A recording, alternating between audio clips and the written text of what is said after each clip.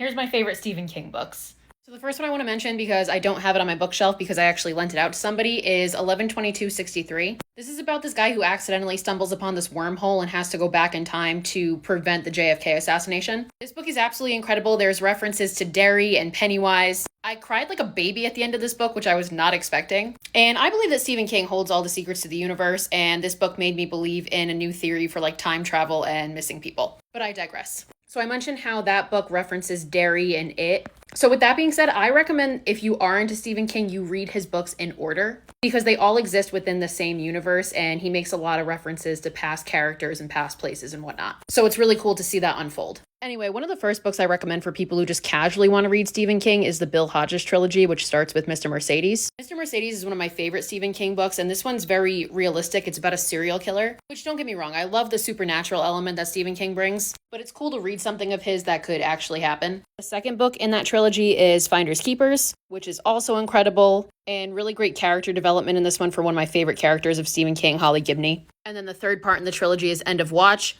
I would say this is the least strongest in the trilogy, but still good. And then after that, he continues Holly's story in The Outsider, which is absolutely an incredible book. I actually read The Outsider before I read the trilogy, which I wish I did it the other way around, but it still made sense and I still loved it. Misery is a classic. This is one where I actually think that the book and the movie are equally as good, but they're different in quite a few ways. So if you like the movie, I think you'll definitely like the book, and vice versa. The Stand is one of the most incredible books I've ever read. The Stand is truly an epic that you have to be ready for. I actually was reading The Stand when COVID hit, which made it all the more terrifying for me, but it made for a great reading experience, I guess. I used to like the movie The Shining until I read the book The Shining, and now I just see how badly the movie missed the mark. This is one of my favorite books of all time. And with that, if you've read The Shining, you definitely need to read Dr. Sleep. Believe it or not, my favorite Stephen King book of all time is The Green Mile, which technically isn't even really one of his horror novels, but this is a book I'll revisit every few years because I'm just obsessed with it.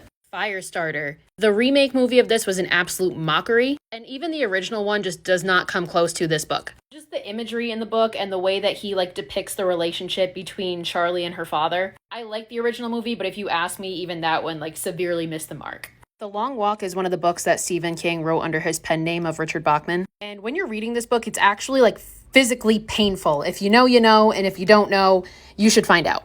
And then the last one I'll mention here is Thinner, which is another one that he wrote under Richard Bachman. This is another one where the movie truly just does not even come close. The ending of this book knocked me on my ass, jaw to the ground, absolutely shook. And I'm an avid Stephen King reader.